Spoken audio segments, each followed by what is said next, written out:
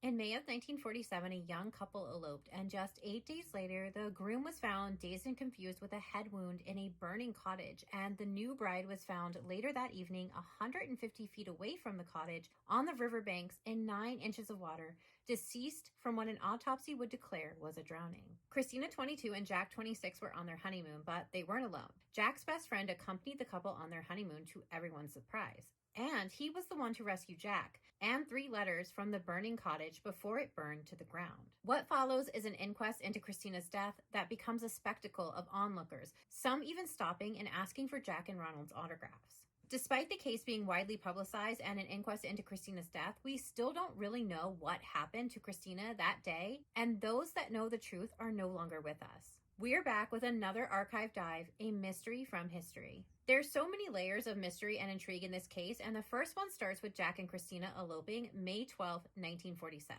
which happened after Christina had mysteriously disappeared without warning from her family home 2 weeks prior. Christina McCann lived in Ontario and worked at a bank where she was described as a capable employee. Christina's father was a Polish immigrant who initially opposed her marriage to John Kettlewell, better known as Jack, because he was not Roman Catholic. However, Jack did convert, and for whatever reason, the couple decided to elope, which did upset Christina's family, who did not just have a problem with their conflicting religions, but Jack's best friend, Ronald Barry, who seemed deeply ingrained in their relationship. Ronald, who was often referred to as Barry, was what some have traditionally referred to as the third wheel. But it seemed that he was much more than a third wheel in this relationship. Not only was Ronald Jack's best friend, but his roommate. Ronald, 28, came to Canada from northern Italy and tried to establish himself in the construction and insurance business, but had very little success. He was a professional ballroom dancer, and he owned a cottage in Severn Falls, the very cottage that would later burn to the ground. Christina's family noted from the very beginning of Jack and Christina's relationship that Ronald spent an extremely weird amount of time with the couple. They were a constant trio. Helen, Christina's sister at the time, said that when they discovered that her sister had eloped with Jack and that Ronald was going to accompany them on the honeymoon, it made them wonder if maybe Ronald was possibly in love with Christina as well. At the time, the family says they really couldn't fathom any other reason that he would join them on their honeymoon. There was also evidence that suggested that Christina had conversations with Ronald throughout their relationship, questioning whether Jack really loved her. The first few days after Christina and Jack's wedding, they spent a few days in an apartment with Ronald in Toronto before heading out to the Severn Falls cottage May 17, 1947. It would later be reported that once at the cottage, Christina began to act out of character. It was said that she was having crying fits and at other times seemed dazed and completely out of it. On May 20th, Christina supposedly disappeared from the cottage, the same day that Ronald's cottage would be engulfed by flames while Ronald happened to be nowhere near the cottage. Ronald would return to the cottage just in time to find what he described as a disoriented Jack sitting in the cabin with a head injury. Ronald said that he pulled him out of the fire and began looking for Christina but couldn't find her anywhere near the cottage. Ronald told investigators that the cottage burned down to the ground in just an hour and that he took Jack to a boat to the Severn Falls to reach a car to get him to the hospital to contact police. It was later that evening that Christina's body would be found in 9 inches of water just 150 feet away from the cottage by the owner of the boathouse in the area. Her body was free from any burns, signs of abuse, or violence, and when an official autopsy was performed, they found traces of codeine in her stomach, but listed her ultimate cause of death as drowning. Christina was found so close to the cabin, and Major Lawrence Garfield, who had attempted to put out the cottage fire, said that he had seen no signs of Christina's body anywhere in the area when he went to fetch water from the river and attempted to put out the fire. Now investigators had another question on their hands. When had Christina's body made it to the riverside? Because when the cottage was on fire, there were people running around helping put out the fire, including Ronald and Jack, and nobody saw Christina's body at the water's edge. Over 20 people were questioned in connection to this mysterious case as they tried to understand the events as they unfolded. And as you can see, we still have many gaps. Jack was interrogated by police for 3 hours after he was released from the hospital, where they treated him for burns, shock, a head injury, and what doctors called an apparent drugging. But Jack told investigators that he didn't remember anything after 11 a.m. Ronald would be questioned by police officers for 13 hours, in which he finally provided a 3,000-word statement that police described as, quote, fantastic, end quote. A little over a month later, on June 19th, an inquest into Christina's death would begin, and it became a massive spectacle. Inside and outside of the courtroom was packed with onlookers, some even approaching Jack and Ronald and other witnesses for autographs. It's important to note that this inquest was not a trial, and that neither Ronald or Jack were on trial. The inquest was to determine if there was foul play involved in Christina's death. Here's what the inquest did uncover. They put forth claims that there were signs and evidence that Christina was distressed by the, quote, unnatural conduct of her husband and Barry, end quote. There was a statement entered as an exhibit in court where Jack admits a long-term affair with Ronald. But when he's confronted about this during the inquest, Jack testifies that he was pressured into that admission, saying, quote, this is what the police were trying to make, end quote. The special Crown Counsel Hope in the inquest focused on Ronald's strange presence in Jack's and Christina's relationship from the beginning. During the inquest, Hope said Ronald is, quote, a liar of the most blatant kind whose sinister figure permeates the whole of this tragedy, but whose purpose and design are shrouded in mystery, end quote. The inquest would reveal that there was a number of interesting and dubious money transactions connecting back to Ronald, who at the time was broke.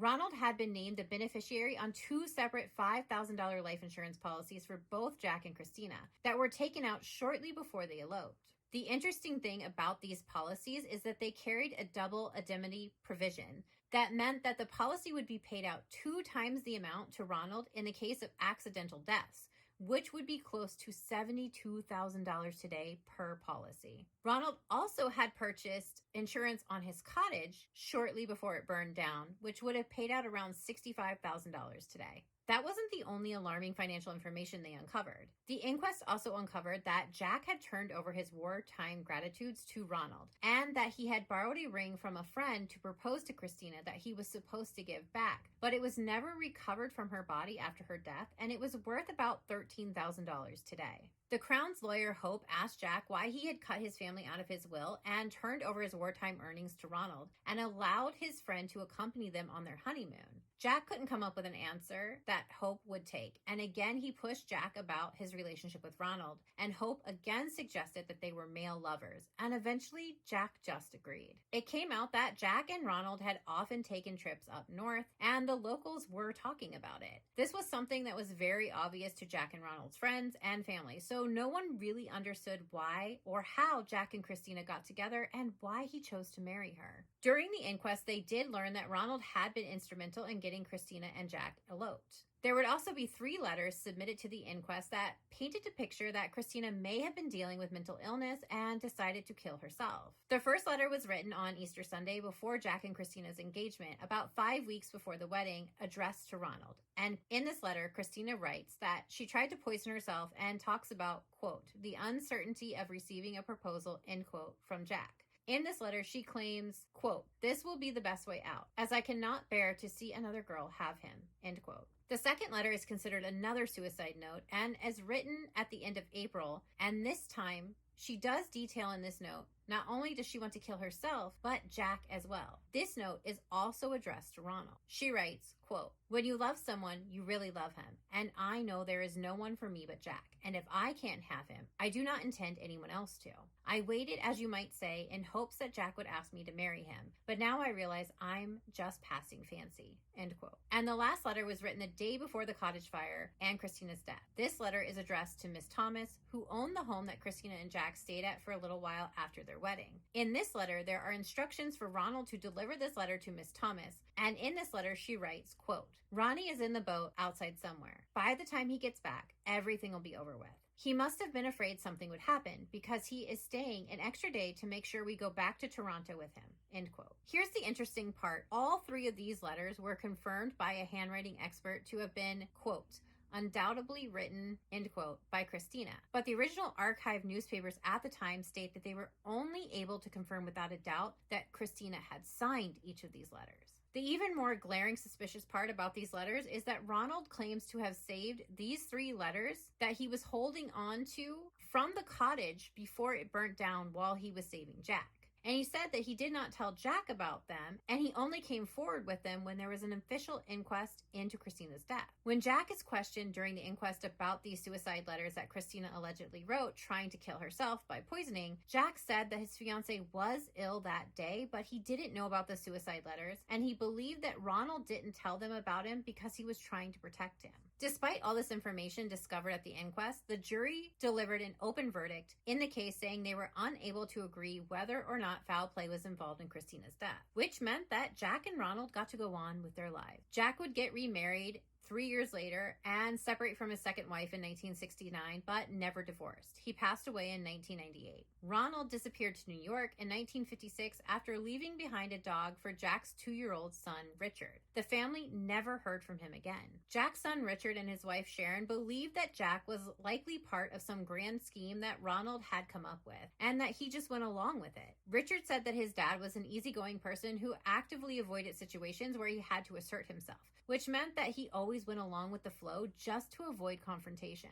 Richard told the Toronto Star in 2017, quote, "I think this Barry guy sort of manipulated my dad, just dominated him," end quote. It's been 78 years now, and nobody really knows the dynamic of Christina, Ronald, and Jack's relationship. To this day, we truly don't know what happened on that honeymoon, and this case may never get all of the answers. I know I have 1,000 questions. Why was Christina's body found hours later by a river that people were milling around trying to put out a fire? Were Jack and Ronald in a romantic relationship? Why had Jack turned over all of his finances to Ronald? Why wasn't the codeine in Christina's system investigated more? How much was there? Do they believe it was part of the poisoning? Why wasn't it brought up in the inquest? And the hospital stated that Jack had been drugged. Was it with codeine as well? What substance was used to drug Jack?